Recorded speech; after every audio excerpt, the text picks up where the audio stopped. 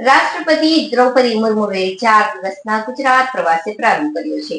મહાશિવરાત્રીના પાવન દિવસે નર્મદાના મહેમાન બન્યા હતા. ત્યાં રાત્રિ રોકાણ બાદ આજે બીજા દિવસે તેમણે સ્ટેચ્યુ ઓફ યુનિટીની મુલાકાત લીધી હતી, જ્યાં તેમણે એકતાનગરમાં આવેલા આરોગ્યવન, મિયાવાકી ફોરેસ્ટ, જંગલ સફારી, સરદાર સરોવર ડેમ અને એકતા સ્કિલ ડેવલપમેન્ટ સેન્ટરની મુલાકાત લીધી હતી.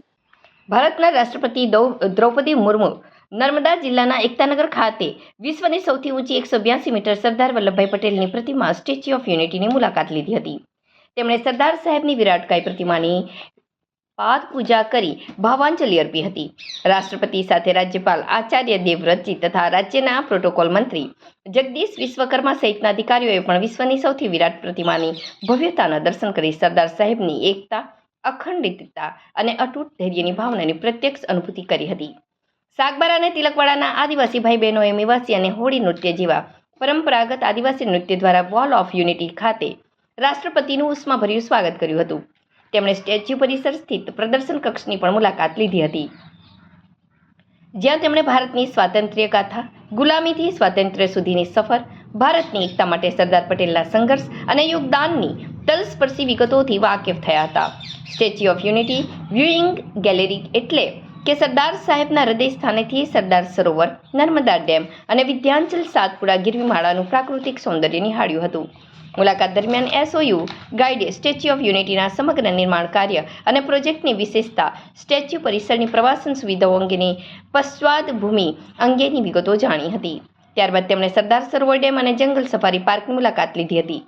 રાજ્યપાલ આચાર્ય દેવવ્રતજી અને રાજ્યના પ્રોટોકોલ મંત્રી જગદીશ વિશ્વકર્મા પણ મુલાકાતમાં જોડાયા હતા.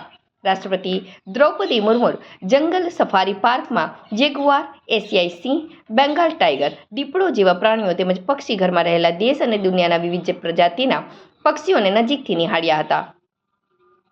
જંગલ સફારી પાર્ક વિશે પાર્કના એજ્યુકેશન ઓફિસર શશિકાંત શર્માએ જાણકારી આપી હતી. આ ઉપરાંત રાષ્ટ્રપતિએ વિંધ્યાચલ અને સાતપુડાની ગિરિમાળાઓની પ્રાકૃતિક સૌંદર્યની મધ્યમાં સ્થિત ઇજનેરી કૌશલ્ય અદ્ભુત નમૂનારૂપ સરદાર સરોવર ડેમની ભવ્યતા નિહાળી હતી. રાષ્ટ્રપતિ ડેમના નિર્માણની સંઘર્ષભરી ગાથા અને વિપુલ જળરાશિનો સંગ્રહ, કેનાલ નેટવર્ક અને સંગ્રહિત પાણીથી થઈ રહેલા લાભ વિશે માહિતગાર થયા હતા. સરદાર સરોવર નર્મદા નિગમના મેનેજિંગ ડિરેક્ટર મુકેશ પુરીએ રાષ્ટ્રપતિ દ્રૌપદી મુર્મુ અને રાજ્યપાલ આચાર્ય દેવવ્રતજી ડેમના કારણે ગુજરાત સહિત આસપાસના રાજ્યો તથા નાગરિકોને થઈ રહેલા ફાયદા વર્ણવ્યા હતા. રાષ્ટ્રપતિ Draupadi Murmu statue of unity પાસે વાગડિયા ગામ ખાતે GMR વારાલક્ષ્મી ફાઉન્ડેશન સંચાલિત એકતા કૌશલ્યવર્ધન કેન્દ્રની મુલાકાત લીધી હતી. તેમણે વિવિધ ક્લાસરૂમમાં જઈને તાલીમ મેળવી રહેલા વિદ્યાર્થીઓ સાથે સંવાદ કરી તેમને પ્રોત્સાહિત કર્યા હતા. રાષ્ટ્રપતિએ વિદ્યાર્થીઓએ બનાવેલી salad dish, fruit art, napkin art, cake અને ડેઝર્ટ આર્ટ નિહાળ્યા હતા.